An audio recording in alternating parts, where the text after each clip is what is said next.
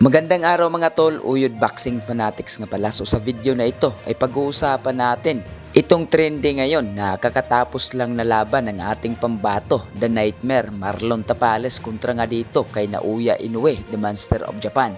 Sa video nga nitong ating matutunghayan ngayon ay dito marami ang nag-react at nag-alala dito nga sa ating kababayan na si The Nightmare Marlon Tapales. Dahil bukod kasi na makita natin sa kanyang muka na nabugbog talaga ito ni Naoya Inoue, ay marami ang nakapansin nung balisa ito at parang tulala nung naitanong nga itong ating pambato kung ano ba ang masasabi niya sa suntok ni Naoya Inoue. So halika't panoorin natin ang clip ng video at huwag kalimutan na mag-comment sa baba at mag-like at mag-share na rin. Inoue, ay ibang klase, ano bang diferensya nung kanya suntok sa ibang mga nakalaban mo?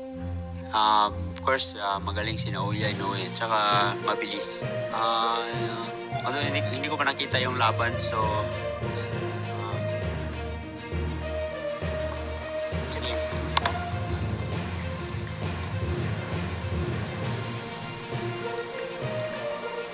sa tingin ko, yung nangyayari sa laban is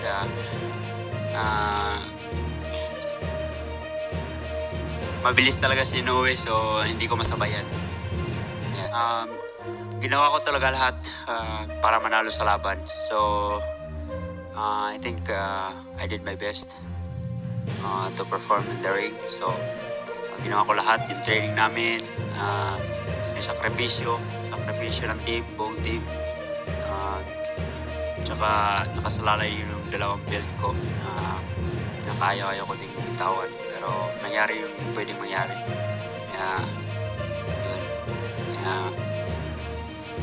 Yep. Sa kabilang banda, nagtrending nga ang larawan na ito nung ikinumpara nga ang mukha ni Marlon Tapales na ating pambato at nitong The Monster of Japan na Naoya Inoue pagkatapos ng kanilang laban. At dahil dito ay nagtrending nga ito mga ka-Uyod Boxing Fanatics at inulan nga ito ng samot-saring komento at reaksyon na talagang marami ang naawa dito sa ating pambato na si The Nightmare Marlon Tapales. At sobrang malayo nga ito kung ikumpara natin sa mukha ni Naoya Inoue pagkatapos ng laban ay ni kahit maliit na galos ay wala tayong makikita.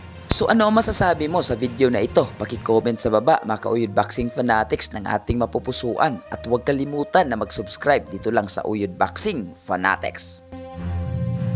Yo! Quadradas 3-time world champion ng angas ng Pinas, Batang Ormoc, Jonrel Casimiro. Guys, kung bago lang kayo sa YouTube channel na to, Uyod Boxing Fanatics, so ano pa hinintay nyo? Mag-subscribe na! Let's go!